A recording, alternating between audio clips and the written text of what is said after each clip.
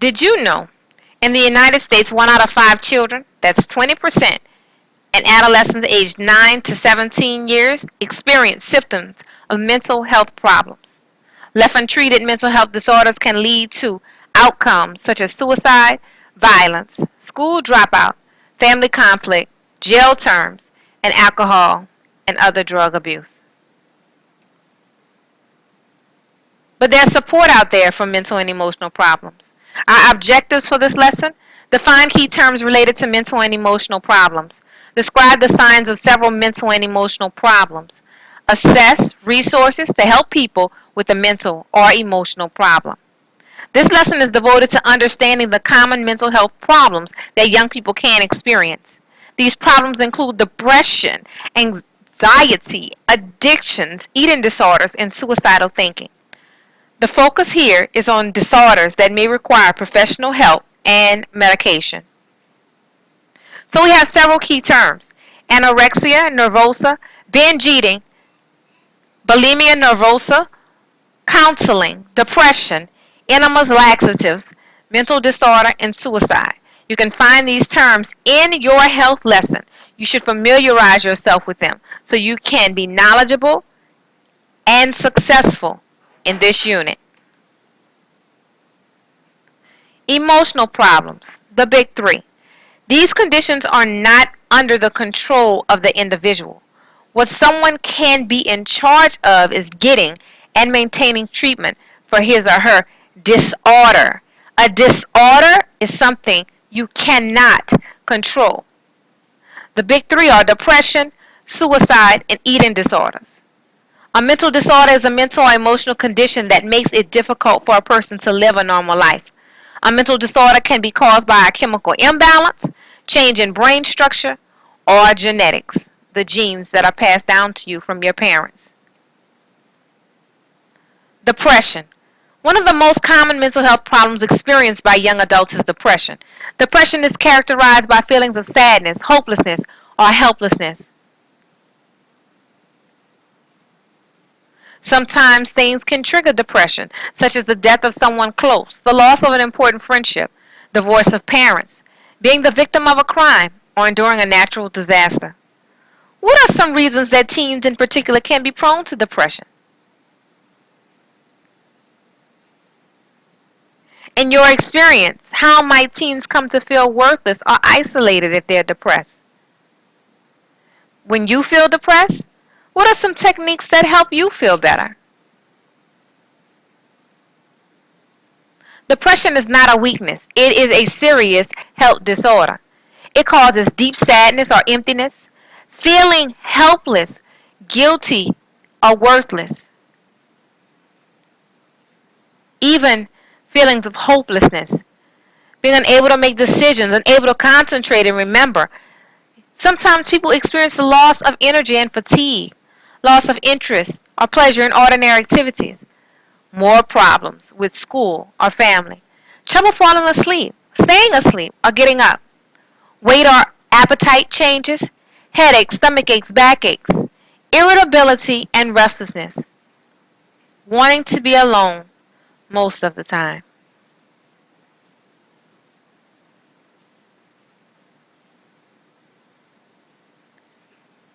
Won't you take a moment to think a little bit deeper here?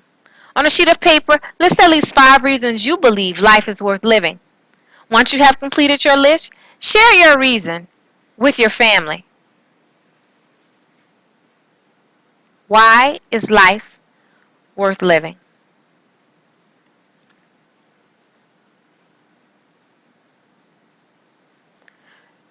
When people are depressed, they may engage in behaviors that actually make the depression worse. Teens who are thinking about killing themselves often give signs, hoping that someone will understand what they are thinking and stop them. Suicide is intentionally taking one's own life, and it's the third leading cause of death for Americans aged 10 to 24. Learn to recognize the suicide warning signs: withdrawing from friends, drug abuse, not taking care of themselves, and get help for any friend who displays them.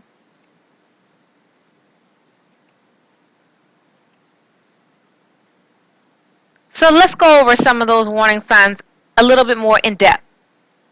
I wish I was never born. I won't be around for people to laugh at me much longer. Direct statements. I was wondering where I can get a gun. Indirect statements.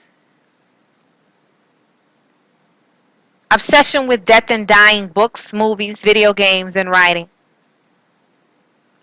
A dramatic personality change. Someone going from being a bookworm to being very loud and rude and obnoxious. Withdrawing from contact with family and friends. Losing interest in the way that they look. Abusing alcohol and other drugs. Losing interest in schoolwork. Talking about getting even with others. Giving away important personal belongings.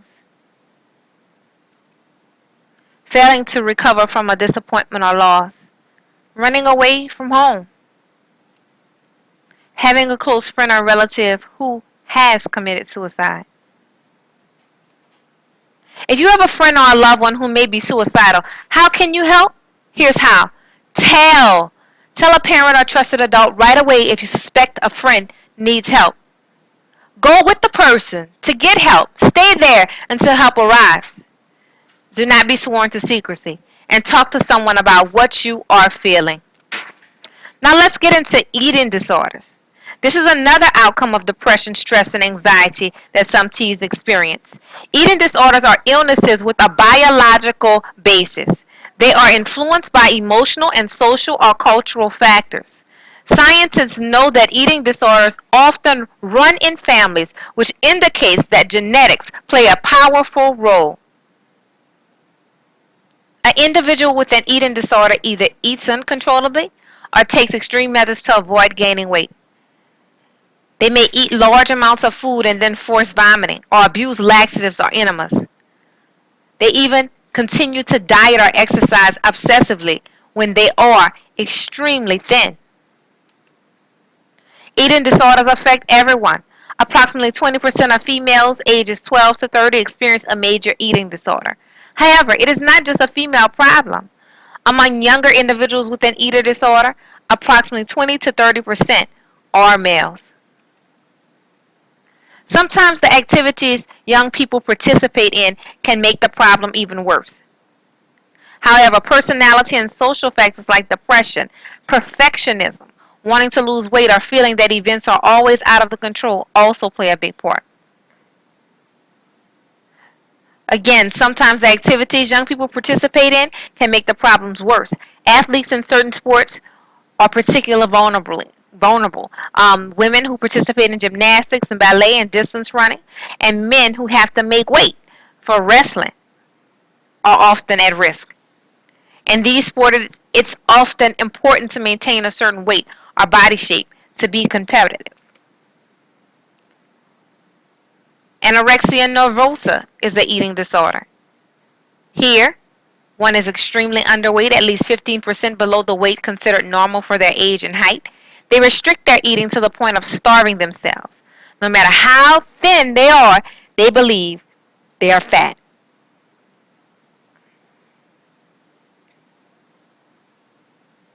Signs of anorexia.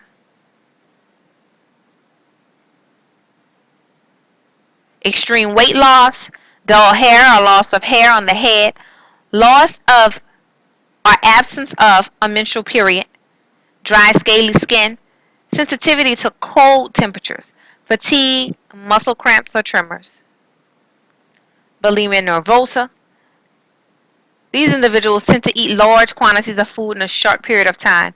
After they binge by taking in an unreasonable amount of food in a short period of time, they purge, which consists of vomiting or abusing laxatives, diet pills, or diuretics to get rid of what they've eaten. Signs: weight fluctuations, a puffy face, broken blood vessels in the face and eyes, vomiting of blood, blurred vision, tooth decay and loss of tooth enamel, irregular or no menstrual periods, heartburn, indigestion. Binge eating disorder. This is a compulsive overeating disorder. Individuals with this disorder consume large quantities of food, usually at least 2,500 calories, within approximately 2 hours. Okay? Um, this type of binge eating occurs at least 2 times a week for up to 6 months. Those who binge eat do not purge what they eat. So someone on a binge may eat 4 cheeseburgers and 2 whole pizzas in 2 hours in one sitting. Pretty interesting, right? And the binge eating disorder is an endless cycle. People binge eat, they feel guilty about it. To get in control over it, they diet or restrict what they eat.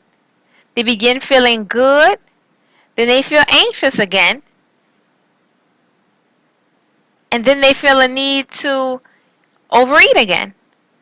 So binging, gaining weight, dieting, breaking the diet, feeling guilty, eating for comfort, gaining weight again, and the cycle repeats itself. Getting help. Talking with someone who is trained to help with mental and emotional problems is tremendously helpful. Sometimes counseling is supplemented with a prescription medication that works on chemical causes of depression. And in many cases, those things are used in combination, counseling and medication. If you have a friend who is displaying the signs of depression and eating disorder, or who may be thinking about suicide, there are 3 ways you can help. Communicate. Listen, don't lecture.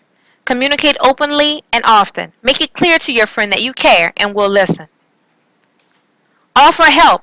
If your friend asks you to not tell anyone about his or her problem, say that it is too serious for you to keep a secret. Help your friend find someone professional to talk to. Use the internet. Search the telephone book. Follow through getting help. Don't let your friend convince you that they don't need help. You don't have to argue with them, and don't leave them alone. Find a counselor or a trusted adult immediately.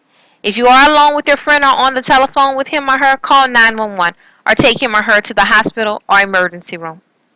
Please complete your calendar. You can find your calendar in your course home.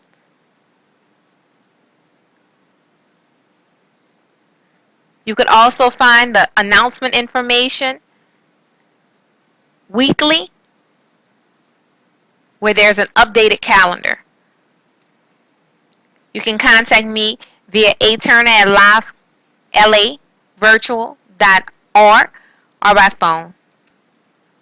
If you're watching this recording, please visit this link to receive credit for today's lesson. Password: seek help.